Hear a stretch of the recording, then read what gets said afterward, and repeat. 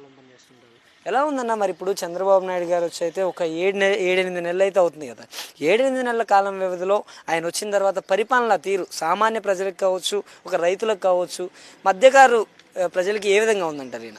ఏముందని ఇంకా అమలకాల వేస్తున్నాను వేయలేదు. ఆయన ఎవరి పని వాళ్ళు చేసుకుంటారు. ఎలా ఉందన్న మరి ఇప్పుడు వ్యవసాయం మీద మీకు ఒక అవగాహన ఉంటుంది, ఎందుకంటే ఊర్లలో ఉంటారు కాబట్టి. రైతుల పరిస్థితి ఏ విధంగా ఉందన్న, ఎలా కొనసాగుతుంది అసలు? అలా కొంచెం మిరగాలకు రేట్ లేదు, వడ్లకు రేట్ లేదు, అది గిట్టుబాటు ధరలు లేవు.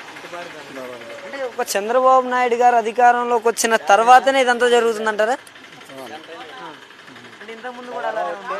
ఇంతకుముందు పర్లేదు, ఇవన్నీ అమ్మఒడి వేశారు, మరి 18,000 వేశారు, మరి పింఛన్లు వేశారు. పర్లేదు. అన్న మీరు టీడీపీ ఓటర్ అనుకుంటున్నాను నాకు తెలిసినంత వరకు. ఎవరికి మీ ఫోన్ మీద స్టిక్కర్ చూసాను ఇందాక. అయితే ఎవరు చేసింది వాళ్ళు చెప్పాలిగా. టీడీపీ ఓటర్ మీరు, కూటమి ఓటర్. పేరుందిలే కానీ ఇప్పుడు ఎవరు మంచి చేస్తే అలా చెప్పాలా. ఈ 7 నెలలు అమలు కాలేదు, మరి ముందు నాటికి ఏమైనా అయితే. కాదన్న మీరు ఒక కూటమి ఓటర్ అయ్యి ఉండి కూడా ఇలా మాట్లాడటానికి గల కారణం ఏంటంటారు? మీకు కూటమి ప్రభుత్వం పరిపాలన నచ్చలేదంటారా? పరిపాలన ఎందుకు లేస్తుంది కానీ అమలు కాలేదు, అమలు అయితే వేస్తారేమో మరి. అంటే చెప్పిన మాట ఏమైందంటారు? రైతు భరోసా జగన్మోహన్ రెడ్డి గారి టైంలో ఎంత దాకా పడ్డాయన్న మీకు తెలిసినంత వరకు? 13,500 దాకా పడ్డాయి. అమ్మఒడి పడదు, మరి 18,000 పడా. అప్పుడు అమలైన వేసారు కానీ ఇప్పుడు అమలు కాల.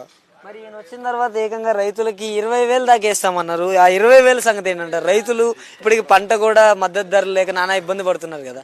రైతుల పరిస్థితి ఏంటంటారు ఇప్పుడు? రైతుల పరిస్థితి గంట 8,000 కూలీ 400 ఉంది. కూలీ 400 ఉంది. ఓకే, ఒక ఎకరానికి మనకి సుమారుగా పెట్టుబడి ఎంత అవుతుందన్న? ఒక మిర్చి పంటకు కావచ్చు, ఒక మాగాడికి కావచ్చు, మనకు పెట్టుబడులు ఎంత అవుతాయి రైతుకి? ఎకరానికి ₹1,00,000 వద్దు, ₹1,00,000 వద్దు. ₹1,00,000 దాకా వస్తుంది.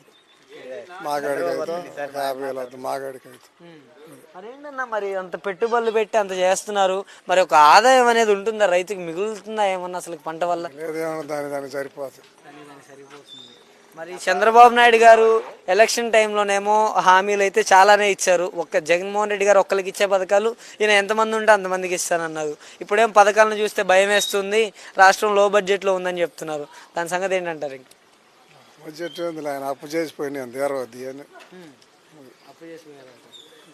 పథకాలు అయితే ఇంతవరకు అయితే ఏవి కూడా అమల్లోకి రాదు.